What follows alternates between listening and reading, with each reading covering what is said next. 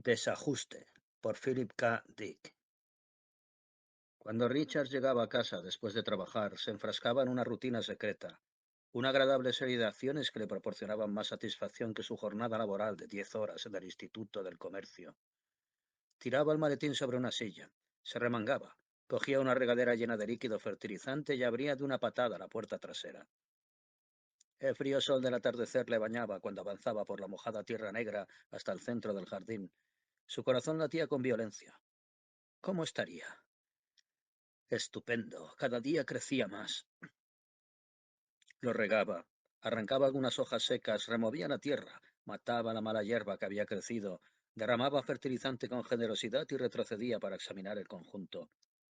No había nada más satisfactorio que la actividad creativa.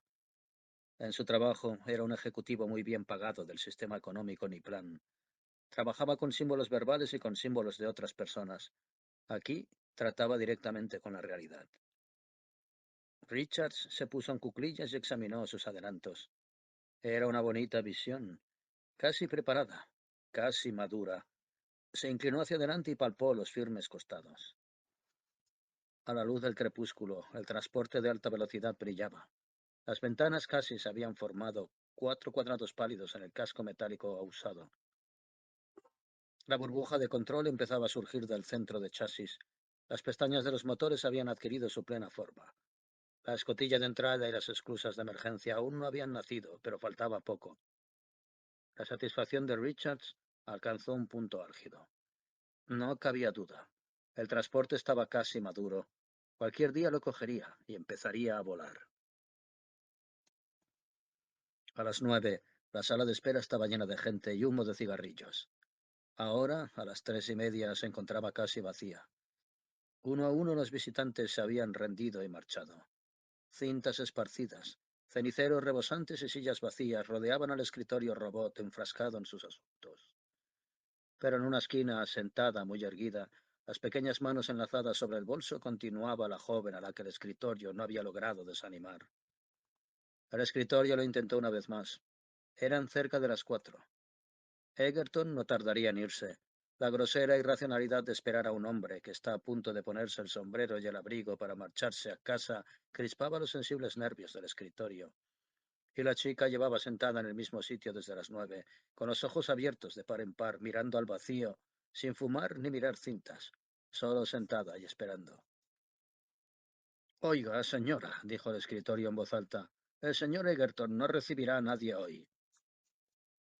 La chica esbozó una leve sonrisa. Solo será un momento. El escritorio suspiró. Es usted muy terca. ¿Qué desea? Los negocios de su empresa deben de ir viento en popa con una trabajadora como usted, pero como ya le he dicho, el señor Egerton nunca compra nada. Ha llegado a donde está gracias a su habilidad para librarse de gente como usted. Estará pensando que va a conseguir un gran encargo con esa silueta, la amonestó el robot. Debería avergonzarse de llevar un vestido como ese, una chica tan guapa como usted. Me recibirá, contestó la joven sin alzar la voz. El escritorio buscó algún doble sentido de la palabra recibir. Sí, supongo que con un vestido como ese, empezó, pero en aquel momento se abrió la puerta interior y John Egerton apareció.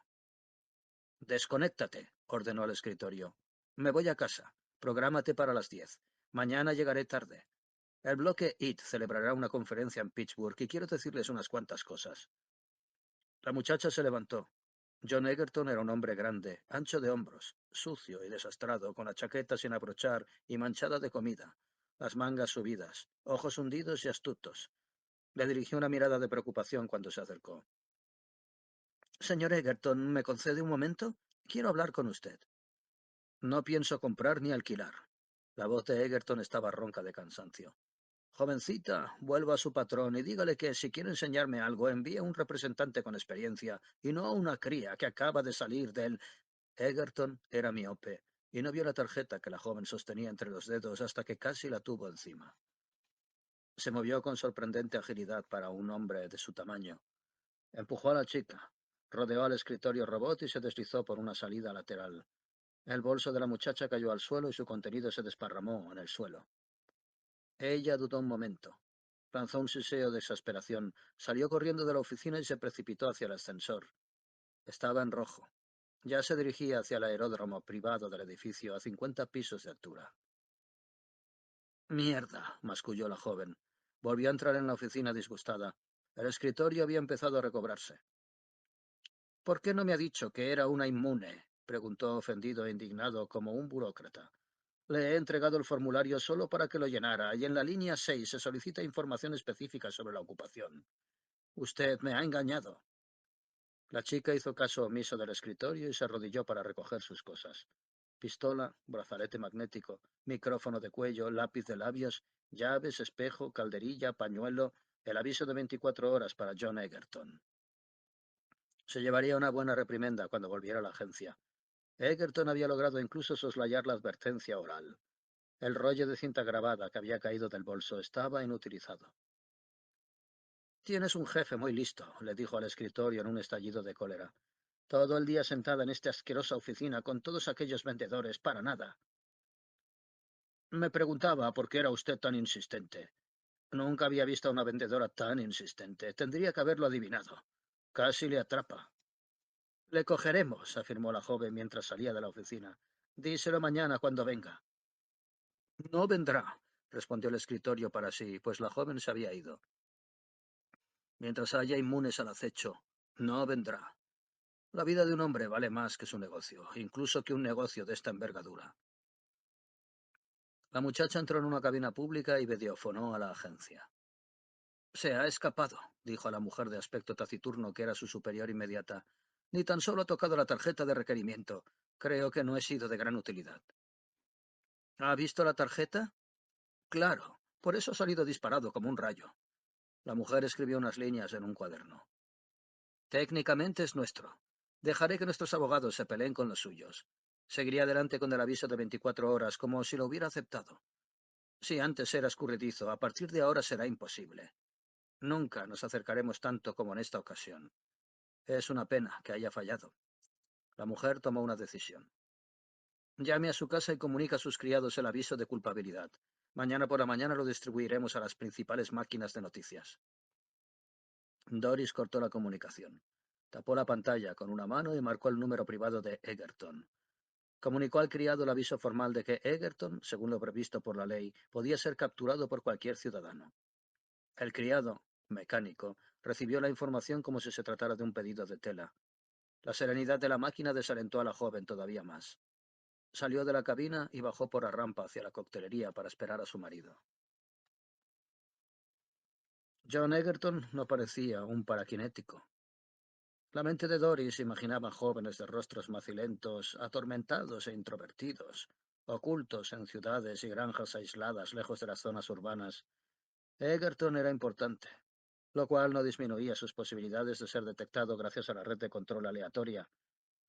Mientras bebía el Tom Collins, se preguntó qué otros motivos tendría John Egerton para no hacer caso del aviso inicial, la advertencia posterior, multa y posible encarcelamiento, y ahora el último aviso. ¿Sería Egerton un auténtico PQ? En el espejo situado detrás de la barra, su rostro osciló. Anillos de semisombras, súcubos nebulosos, una neblina oscura como la que flotaba sobre el sistema Niplan. Su reflejo podría haber sido el de una joven paraquinética. Círculos negros a modo de ojos, pestañas húmedas, cabello mojado caído sobre los hombros, dedos demasiado largos y ahusados. Pero solo era el espejo. No había mujeres paraquinéticas. Al menos aún no las habían descubierto. Su marido apareció de improviso junto a ella. Dejó la chaqueta sobre un taburete y se sentó. ¿Cómo te ha ido? Preguntó Harvey. Doris se sobresaltó. Me has asustado. Harvey encendió un cigarrillo y atrajo la atención del camarero. Bourbon con agua. Se volvió hacia su mujer. Ánimo. Hay más mutantes sueltos. Le tendió el periódico de la tarde. Es posible que ya lo sepas, pero nuestra delegación de San Francisco ha cogido a 4 a la vez, todos únicos en su género. Uno de ellos poseía el maravilloso talento de acelerar los procesos metabólicos de los tipos que le caían mal. Doris asintió con aire ausente. Nos hemos enterado por los comunicados de la agencia. Y uno podía atravesar las paredes. Otro animaba piedras. ¿Egerton ha huido? Como un rayo. Jamás imaginé que un hombre tan grande pudiera moverse con aquella rapidez, aunque tal vez no sea un hombre. Dio vueltas al vaso entre los dedos. La agencia va a dar publicidad al aviso de 24 horas. Ya he llamado a su casa, lo cual proporciona ventaja a sus criados. Deberían aprovecharla. Al fin y al cabo, han trabajado para él. Tendrían que llevarse el gordo. Harvey intentaba ser gracioso, pero su mujer no reaccionaba. ¿Crees que un hombre tan grande puede esconderse? Doris se encogió de hombros. Los que se escondían simplificaban el problema. Se delataban al apartarse cada vez más de la norma de comportamiento. El problema residía en los que ignoraban su diferencia innata, en los que seguían funcionando hasta que se les descubría por accidente. Los llamaban PQ, inconscientes. Habían provocado que se creara el sistema de control aleatorio y su agencia de mujeres inmunes. En la mente de Doris se insinuó la siniestra idea de que un hombre podía pensar que era un PQ sin serlo. El eterno temor neurótico a ser diferente, raro, cuando en realidad era de lo más normal. Egerton, pese a su poder e influencia en el mundo de los negocios, quizá fuera un hombre normal, dominado por la fobia de ser un PQ. Se habían dado casos semejantes. Mientras auténticos PQ iban por el mundo, ajenos por completo a su peculiaridad. Necesitamos una prueba fiable, dijo Doris en voz alta, que un hombre pueda aplicarse a sí mismo para estar seguro. ¿No la tenéis cuando atrapáis a uno en vuestra red? Si le atrapamos. Uno entre 10.000, un número muy reducido. De pronto apartó la bebida y se levantó. Vamos a casa, tengo hambre y estoy cansada. Quiero irme a la cama. Harvey cogió el abrigo y pagó la cuenta. Lo siento, cariño, pero esta noche cenaremos fuera. A la hora de comer me he encontrado con un compañero del Instituto de Comercio, un tipo llamado Jay Richards. Nos ha invitado a los dos para celebrar algo. ¿Qué tenemos que celebrar? Preguntó Doris irritada. Es un secreto, contestó Harvey mientras abría la puerta del local. Lo revelará después de la cena. Anímate, seguro que lo pasamos bien. Egerton no voló directamente a casa. Circuló sin rumbo a gran velocidad en las inmediaciones del primer anillo de barrios residenciales que bordeaban Nueva York. El terror de los primeros momentos había pasado y había dado paso a la cólera. Su impulso instintivo fue dirigirse hacia sus propiedades, pero el temor a tropezarse con más miembros de la agencia paralizó su voluntad. Mientras intentaba tomar una decisión, su micrófono de cuello le repitió la llamada de la agencia a su casa. Tenía suerte. La chica había comunicado el aviso de 24 horas a uno de los robots y a los robots no les interesaban las recompensas. Aterrizó en un tejado seleccionado al azar, situado dentro de la zona industrial de Pittsburgh. Nadie lo vio. La suerte seguía acompañándole. Temblaba cuando entró en el ascensor y descendió hasta la planta baja. Con él bajaron un funcionario de rostro inexpresivo, dos mujeres de edad avanzada, un joven serio y la hermosa hija de un ejecutivo menor. Un grupo de gente inofensivo, pero a él no le engañaban. Cuando finalizara el plazo de 24 horas, cualquiera de ellos se lanzaría en su búsqueda, y no podía culparles. 10 millones de dólares era mucho dinero. En teoría tenía un día de gracia, pero los avisos finales eran secretos a gritos. Mucha gente de buena posición estaría involucrada. Iría a ver a un viejo amigo que le recibiría con grandes parabienes, le invitaría a cenar, le proporcionaría un refugio en Ganímedes y cantidad de provisiones, y recibiría un tiro entre los ojos en cuanto el día terminara. Poseía unidades alejadas que pertenecían a su imperio industrial, desde luego, pero serían registradas sistemáticamente. Era propietario de varias compañías matrices y empresas de paja, pero la agencia las investigaría si creía que valía la pena. La intuición de que podía convertirse fácilmente en una lección para el sistema Niplan, manipulado y explotado por la agencia, le enloqueció. Las inmunes siempre habían desenterrado complejos encerrados en su mente desde su más tierna infancia. La idea de una civilización matriarcal se le antojaba aborrecible. Atrapar a Egerton equivalía a privar al bloque de un puntal básico. Se le ocurrió que en su elección tal vez no había concurrido para nada el azar. Muy listos.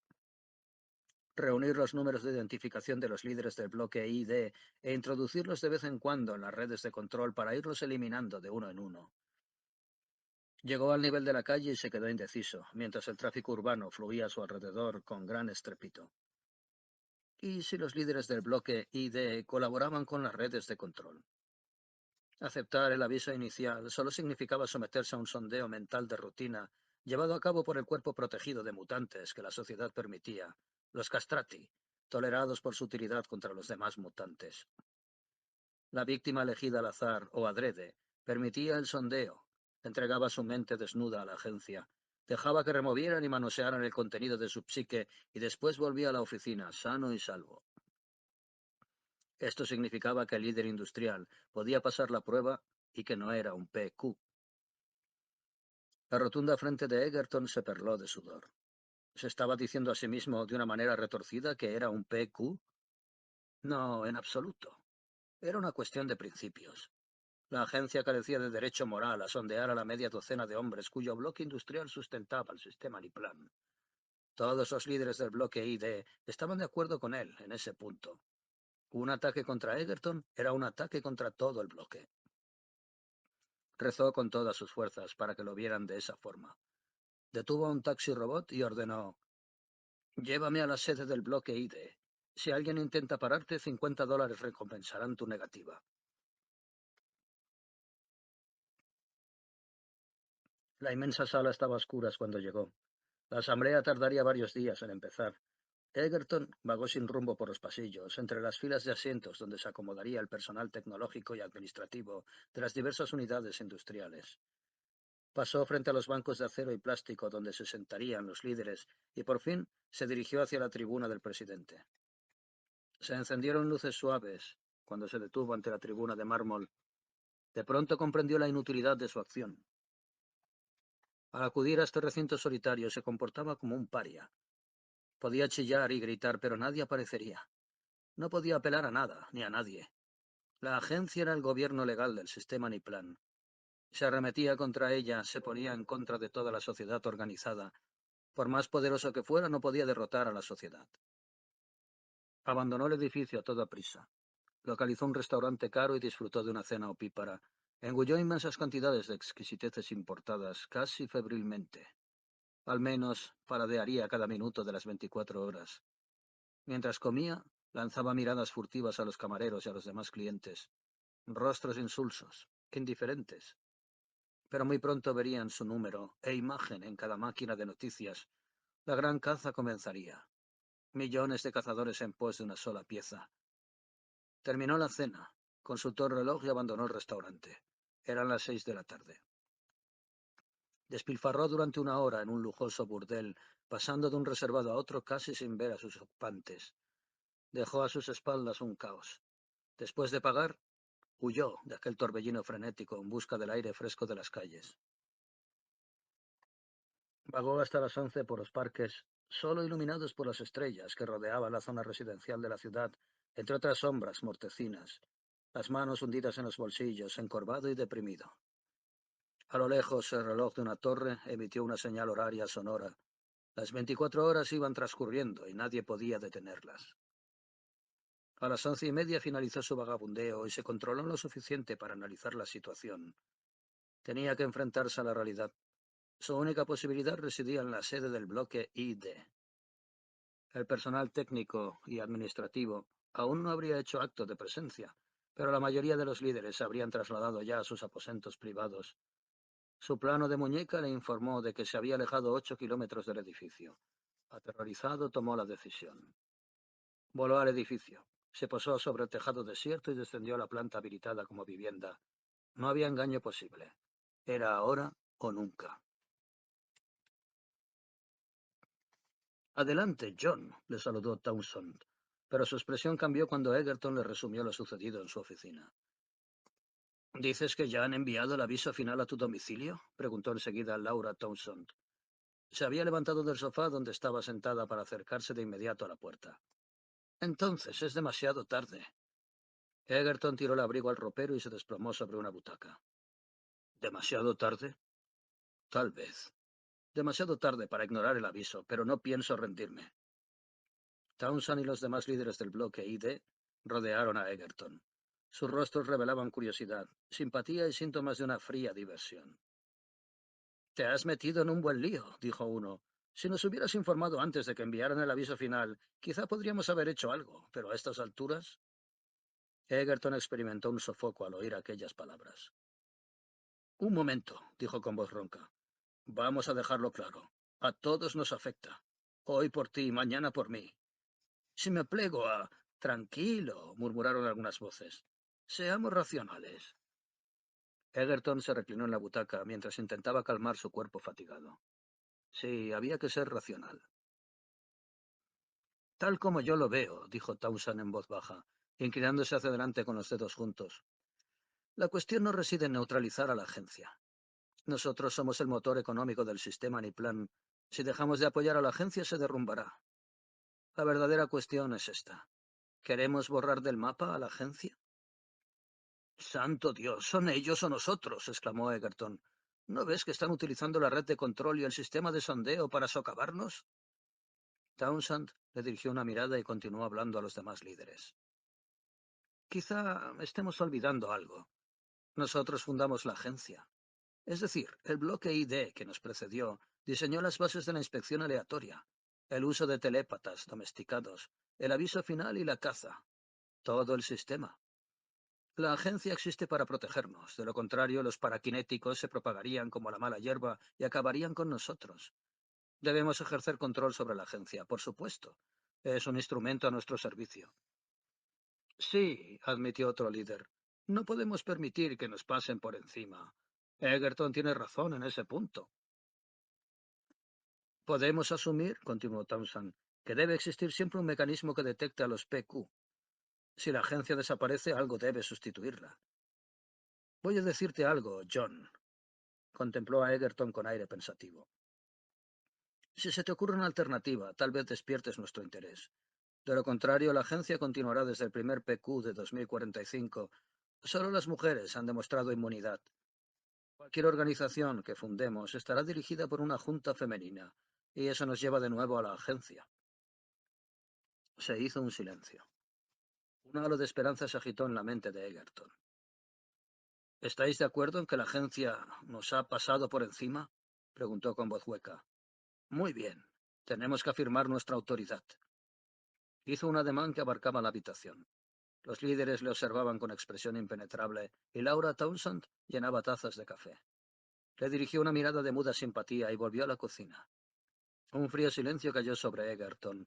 Se reclinó en su butaca decepcionada y escuchó a Townsend. Lamento que no nos informaras de que tu número había salido, dijo Townsend. Al recibir el primer aviso habríamos podido intervenir, pero ahora no. A menos que apostemos por un enfrentamiento decisivo en este momento. Y creo que no estamos preparados. Apuntó con un dedo autoritario a Egerton.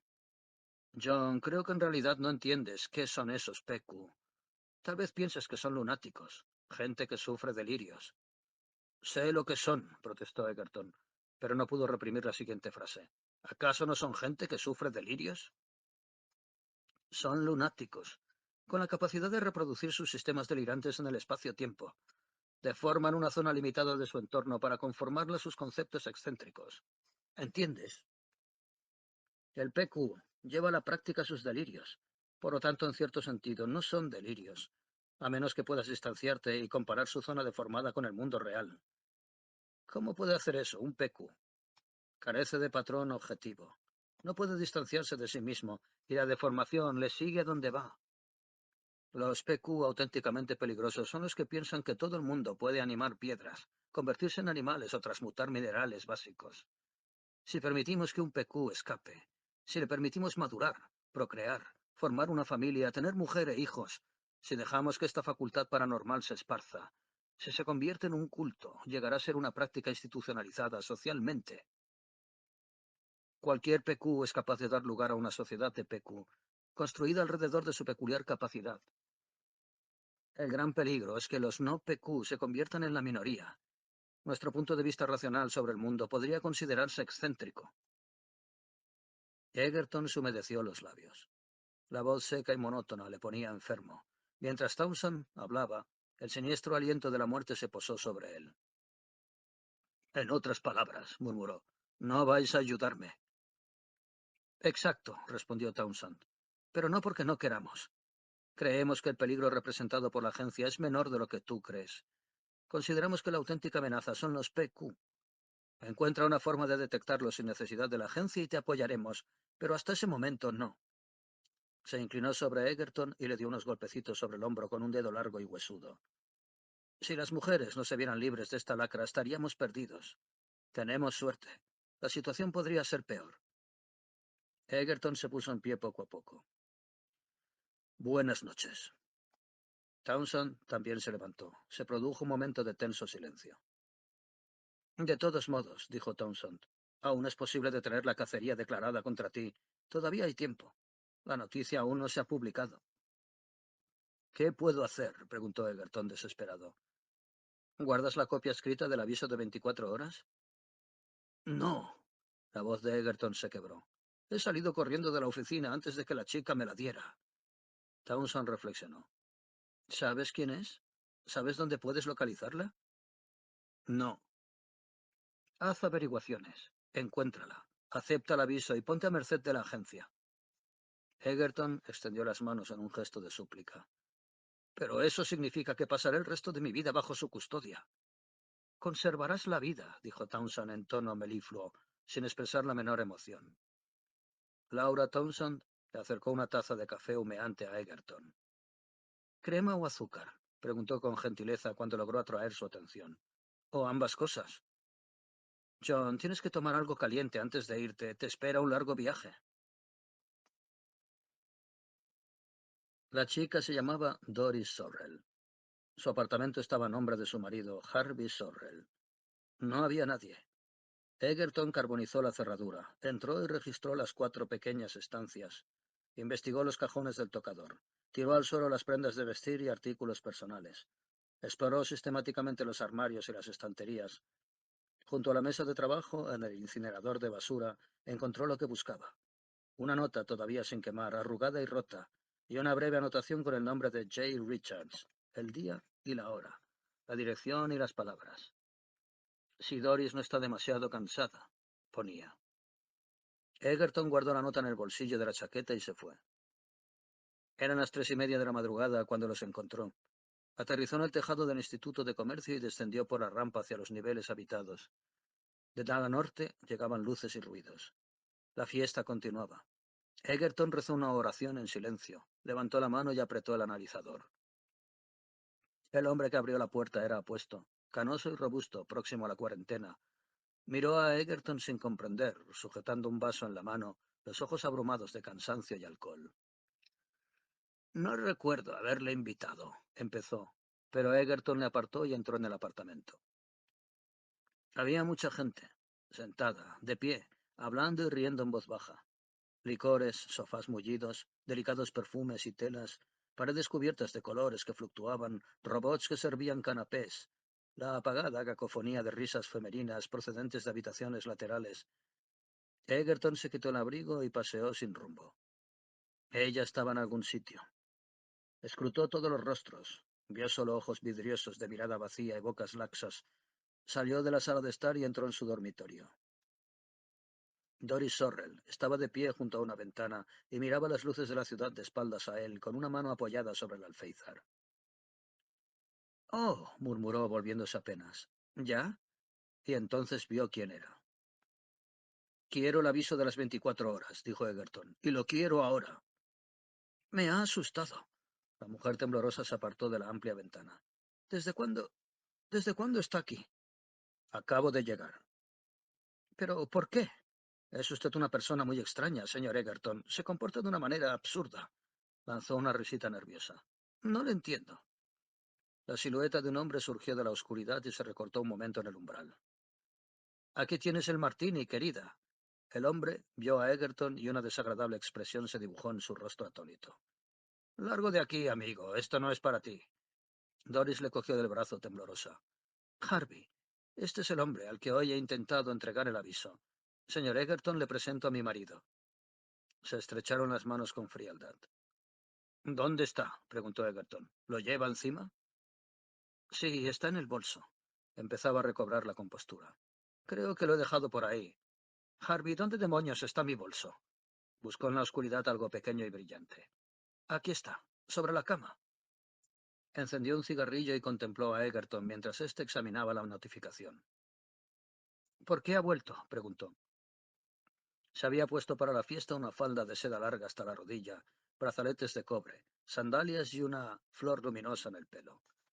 La flor se había marchitado, la falda se veía arrugada y desabotonada, y la joven parecía muy cansada. Se apoyó contra la pared de la habitación, el cigarrillo prendido entre sus labios manchados, y dijo: cualquier cosa que haga no servirá de nada. La noticia saldrá a la luz pública dentro de media hora. Su servidumbre ya ha sido notificada. Dios, estoy agotada. Buscó con la vista a su marido impaciente. Larguémonos de aquí, dijo cuando Harvey apareció. Mañana tengo que ir a trabajar. Aún no lo hemos visto, replicó Harvey sobre el malhumorado. Al diablo. Doris cogió el abrigo del ropero. ¿A qué viene tanto misterio? Santo Dios, llevamos aquí 5 horas y aún no lo ha enseñado. No me interesa en absoluto, aunque haya perfeccionado los viajes en el tiempo o cuadrado el círculo. Sobre todo a estas horas. Mientras abría paso por la abarrotada sala de estar, Egerton la siguió. Escúcheme, dijo con voz ahogada, cogiéndola del hombro. Townsend me ha dicho que si volvía podía ponerme a merced de la agencia. Dice... La muchacha se soltó. Sí, claro. Es la ley. Se volvió irritada hacia su marido que corría tras ellos. ¿Vienes? Ya voy, contestó Harvey con los ojos inyectados en sangre. Pero voy a despedirme de Richards. Y tú le dirás que la idea de marcharnos ha sido tuya. No voy a fingir que es por mi culpa. Si no tienes la educación de despedirte de tu anfitrión... El hombre canoso que había dejado entrar a Egerton se desgajó de un círculo de invitados y se acercó sonriente. Harvey, Doris, ¿os vais? Si aún no lo habéis visto. Su rostro expresaba decepción. No podéis marcharos. Doris abrió la boca para decir que ella sí podía. Escucha, la interrumpió Harvey desesperado. ¿No nos lo puedes enseñar ahora? Vamos, Jay, ya hemos esperado bastante. Richards vaciló. Otra persona se preparaba ya para marcharse. Vamos, pidió un coro de voces, acabemos de una vez. Tras un momento de indecisión, Richards se rindió. Muy bien. Sabía que ya había alargado la intriga lo suficiente. Los fatigados invitados, ahitos de experiencias, expresaron una tímida impaciencia. Richards levantó las manos en un gesto melodramático. Exprimí hasta la última gota de aquel momento. El momento ha llegado, amigos. Acompañadme. Está afuera. Me preguntaba dónde lo tenía, dijo Harvey siguiendo a su anfitrión. Vamos, Doris. La cogió por el brazo y la arrastró. Los demás desfilaron por el comedor y la cocina hasta llegar a la puerta trasera. Hacía un frío glacial. Un viento helado los azotó cuando bajaron los peldaños y se internaron en la oscuridad hiperbórea. John Egerton notó que una pequeña figura le empujaba cuando Doris se soltó con violencia de su marido. Egerton hizo lo posible por seguirla. La joven se abrió paso entre la masa de invitados y se deslizó junto a la pared de hormigón hasta llegar a la valla que rodeaba el patio. Espere, jadeó Egerton. Escúcheme. ¿La agencia me aceptará? No pudo reprimir el tono suplicante de su voz. ¿Puedo contar con ello? ¿Retendrán el aviso? Doris suspiró cansada. De acuerdo, muy bien. Si usted quiere, la acompañaré a la agencia y pondré en marcha su documentación. De lo contrario, se retrasaría un mes. Ya sabe lo que eso significa, imagino. Quedará bajo custodia de la agencia durante el resto de su vida. Lo sabe, ¿verdad? Lo sé. ¿Es eso lo que desea? La joven manifestaba una vaga curiosidad. ¿Un hombre como usted? Me imaginaba otra cosa. Egerton se retorció humillado. Townsend me ha dicho... Való. Lo que quiero saber es por qué no respondió al primer aviso. Si hubiera aparecido, esto nunca habría ocurrido. Egerton abrió la boca para responder. Iba a decir algo sobre los principios implicados, el concepto de una sociedad libre, los derechos humanos, la intromisión del Estado en la intimidad. Fue en aquel momento cuando Richards conectó los poderosos focos que había montado para la ocasión. Por primera vez revelaba a los invitados su gran logro. Se produjo un momento de estupefacto silencio. Después todos los presentes se pusieron a chillar y a correr por el patio. Saltaron la valla, enloquecidos de terror. Atravesaron el muro de plástico que rodeaba el patio, saltaron al patio vecino y salieron a la calle. Richard se quedó atónito, junto a su obra maestra, perplejo, sin comprender nada. A la brillante luz de los faros, el transporte de alta velocidad desplegaba toda su belleza. Estaba completamente maduro. Media hora antes, Richards había salido con una linterna, lo había examinado y después, tembloroso de emoción, había cortado el tallo del que había nacido la nave. Ahora estaba separada de la planta madre. Lo había transportado hasta el borde del patio. Había llenado el depósito de combustible, había abierto la escotilla y dispuesto los controles para emprender el vuelo. En la planta se veían los embriones de otros transportes en diversas fases de crecimiento. Los había regado y fertilizado con mimo. De la planta brotaría otra docena de naves a reacción antes de que terminara el verano. Sobre las cansadas mejillas de Doris resbalaban lágrimas. «Lo ve», susurró a Egerton. «Es maravilloso. ¿Se ha fijado bien?» Apartó la vista abrumada de dolor. «Pobre Jay. Cuando lo comprenda». Richard se levantó y contempló los restos desiertos y pisoteados de su patio. Distinguió las formas de Doris y Egerton. Al cabo de un momento se dirigió hacia ellos con paso vacilante. «Doris», dijo con voz estrangulada, «¿qué ocurre? ¿Qué he hecho?» De pronto su expresión cambió. La perplejidad se desvaneció. Primero expresó un terror absoluto cuando comprendió lo que era y por qué sus invitados habían huido. Después, una astucia demencial se traslució en sus facciones. Richards dio media vuelta y se dirigió con movimientos torpes hacia la nave. Egerton le mató de un solo disparo en la nuca. Mientras Doris lanzaba chillidos estremecedores, apagó a tiros los focos. Una helada oscuridad invadió el patio. El cuerpo de Richards, el reluciente transporte metálico, empujó a la muchacha y apretó su rostro contra las húmedas enredaderas que trepaban por el muro del jardín. Al cabo de un rato, Doris consiguió reponerse. Permaneció apoyada contra la masa entremezclada de hierba y plantas, temblorosa, los brazos cruzados sobre la cintura, meciéndose atrás y adelante hasta que perdió las fuerzas. Egerton la ayudó a incorporarse. Tantos años y nadie lo sospechó. Conservaba a salvo el gran secreto. «No le pasará nada», dijo Doris en voz tan débil y baja que apenas pudo oírle. «La agencia se sentirá complacida de borrar su nombre. Usted le detuvo». Tanteó en la oscuridad en busca del bolso y los cigarrillos, extenuada. «Habría huido. Y esa planta. ¿Qué vamos a hacer con ella?» Encontró los cigarrillos y encendió uno. «¿Qué haremos?» Los ojos de ambos se estaban acostumbrando a la oscuridad. La silueta de la planta se recortaba a la luz difusa de las estrellas. «No vivirá», dijo Egerton. «Formaba parte de sus delirios. Ahora ha muerto». Los demás invitados asustados iban regresando al patio. Harvey Sorrell surgió de la oscuridad con movimientos ebrios y se aproximó a su esposa. A lo lejos se oyó el aullido de una sirena. Habían llamado a la policía automática. «¿Quiere venir con nosotros?», le preguntó Doris a Egerton. Indicó a su marido. «Le acompañaremos a la agencia y solucionaremos el problema. Le retendrán bajo custodia unos cuantos años, pero nada más». Egerton se alejó de la muchacha. «No, gracias. Tengo algo que hacer, quizá más adelante. Pero creo que ya tengo lo que quería». Egerton forcejeó con la puerta trasera y entró en los dominios abandonados de Richards. «Esto es lo que estaba buscando». Realizó su llamada de emergencia al instante.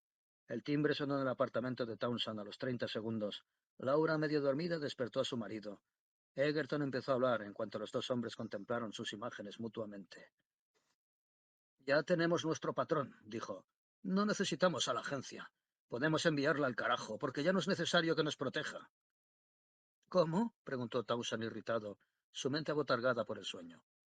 «¿De qué estás hablando?» Egerton repitió lo que había dicho con la mayor calma posible. «Entonces, ¿quién velará por nosotros?», rugió Townsend. «¿De qué diablos estás hablando?» «Nos vigilaremos mutuamente», continuó con paciencia Egerton. «Nadie estará exento. Cada uno de nosotros será el ejemplo del vecino. Richards no podía verse de una manera objetiva, pero yo sí, aunque no soy inmune. No necesitamos a nadie para que nos controle, porque ese trabajo lo podemos realizar nosotros». Townsend reflexionó de mala gana. Bostezó, se puso la bata y consultó el reloj. «Dios, qué tarde es. Tal vez estés en lo cierto, tal vez no. Háblame más de ese tal Richards. ¿Qué clase de talento PQ tenía?»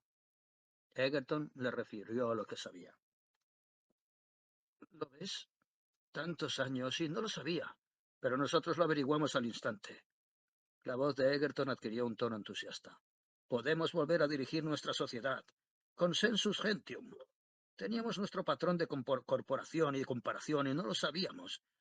Por separado cada uno de nosotros es falible, pero como grupo no podemos equivocarnos. Basta con procurar que las redes de control aleatorio lleguen a todo el mundo. Tendremos que reforzar el procedimiento de forma que analice a más gente y con mayor frecuencia. Hay que acelerarlo para que todo el mundo tarde o temprano caiga en la red. Entiendo. Conservaremos a los telépatas adiestrados, por supuesto, con el fin de examinar todos los pensamientos y material subliminal, pero nosotros nos encargaremos de la evolución y de la evaluación. Townsend cabeceó. Puede salir bien, John. Se me ocurrió en cuanto vi la planta de Richards. Fue algo instantáneo, una certidumbre absoluta. ¿Cómo podía equivocarme? Un sistema delirante como el suyo no encajaba en nuestro mundo, así de sencillo. Egerton descargó un puñetazo sobre la mesa que tenía delante. Un libro que había pertenecido a Richards cayó sin el menor ruido sobre la gruesa alfombra del apartamento. ¿Lo entiendes? No existe equivalencia entre el mundo PQ y el nuestro. Será suficiente con analizar el material PQ cuando lo veamos, para compararlo con nuestra propia realidad. Townsend guardó silencio unos momentos. Muy bien, dijo por fin. Ven para aquí. Si convences al resto del bloque entraremos en acción. Había tomado una decisión. Los sacaré de la cama y les diré que vengan a mi apartamento. Estupendo. No tardaré. Y gracias. Egerton cortó la comunicación. Salió del apartamento sembrado de botellas, ahora silencioso y desierto sin los ruidosos invitados. La policía había llegado al patio trasero y estaba examinando la planta agonizante a la que el talento delirante de Jay Richards había otorgado una existencia momentánea. El aire nocturno era aún más frío cuando Egerton surgió de la rampa ascendente y desembocó en el tejado del Instituto de Comercio. Captó algunas voces procedentes de la calle, pero el tejado estaba desierto. Se abrochó el grueso abrigo, extendió los brazos y se elevó sobre el tejado. Ganó altitud y velocidad. Unos momentos después iba camino de Pittsburgh. Mientras volaba en silencio a través de la noche, engullía inmensas bocanadas de aire fresco y puro. Se sentía satisfecho y entusiasmado. Había descubierto a Richards en el acto. ¿Por qué no? ¿Cómo podía equivocarse? Un hombre que cultivaba naves a reacción en una planta de su patio trasero era un lunático, sin duda alguna. Con lo sencillo que era, batir los brazos.